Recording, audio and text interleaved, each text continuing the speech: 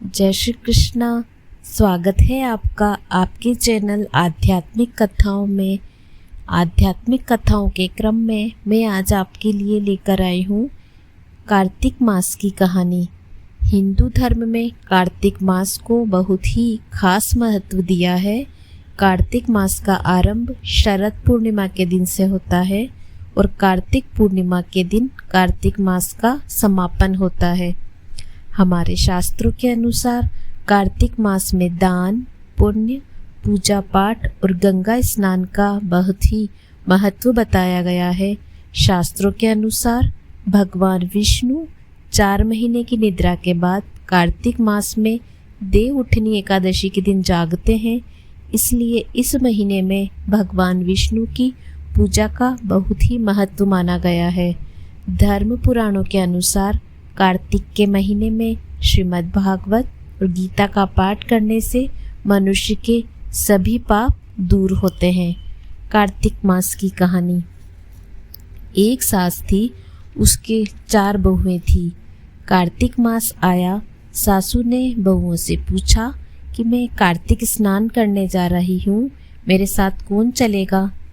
तीनों बहुओं ने मना कर दिया, परंतु छोटी बहू बोली, सासू जी आप कार्तिक नहाओ, मैं आपके साथ चलूँगी।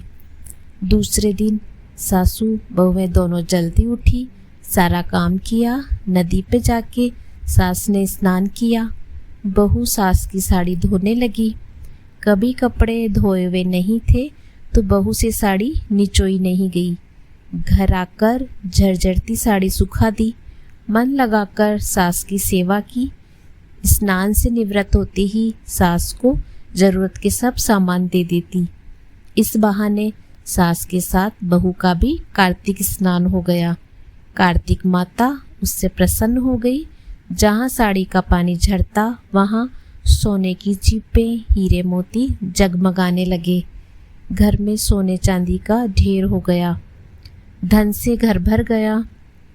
कार्तिक महीना पूर्ण हुआ। बहू बोली, जितनी इच्छा हो ब्राह्मण जिमाओ और दान पुण्य करो। सास बहू से कहने लगी, मेरे पास तो कुछ है नहीं। तो बहू ने कहा, जितनी इच्छा है ले लो। उसने अपना सब वैभव दिखाया। सास बोली, तो इतना कहाँ से ले आई। बहू बोली, मैं तो आपकी साड़ी धोती और सुखाती, इसके पानी झरने की जगह धन का ढेर लग जाता।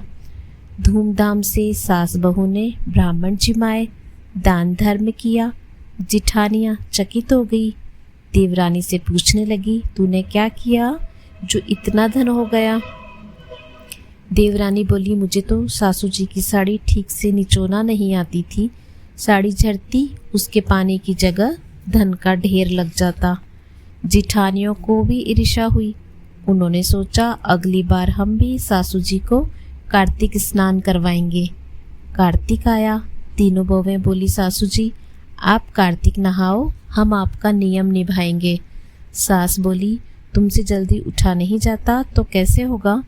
बहुएं बोली, हम जल्दी उठकर साथ चलेंगी, आप नहाओ तो। कार्तिक का महीना आया। सास स्नान करने गई। बहुएं साड़ी धोती तो बहुत पानी रखती और सुखा देती। एक जनी चाय बना कर देती, दूसरी पूजा का सामान निकाल कर देती, तीसरी साथ जाती। ऐसा करते तीनों ने महीना पूरा कर लिया। सासू जी को कहने लगे, सासू जी मन आवे जितना धर्म करो, ब्राह्मण जिमाओ। सास बोली, मेरे पास तो कुछ भी नहीं, मैं कैसे करूं। बहुएं बोली, हमारे साथ चलो। साड़ी के झरते पानी को धन के रूप में देखने गई, पर देखती ही कि वहाँ पर सांप, बिच्छू, इल्लियाँ हो गई है। सास बोली, बहू ये क्या किया। बहुएं दौड़ी दौड़ी देवरानी के पास आई और कहने लगी, ऐसा क्यों हुआ। तो देवरानी बोली, मुझे तो राय दामोदर जी ने प्रसन्न होकर आशीर्वाद दिया। कार्तिक माता मुझसे प्रसन्न हुई। तीनों बहुएं बोली, कार्तिक माता के पैर पकड़ लिए और विनती करने लगी, भगवान आपने ऐसा क्यों किया। कार्तिक माता बोली, छोटी बहू भोली थी, तुम सबने तो पहले मना कर दिया था, पर उसका धन देखकर तुम्हें ईर्ष्या हो आई, जिससे तुमने सास को भले ही कार्तिक स्नान करवाया, झरझरती साड़ियाँ सुखाई, पर तुम्हारा खोटापन तुमको मिल गया। तीनों ने अपनी भूल की क्षमा मांगी, पर कार्तिक माता ने कहा, तुम्हारे धन का आधा देवरानी को दो, तब ये सांप बिच्छू जाएंगे। तीनों ने अपना आधा धन देवरानी को दिया।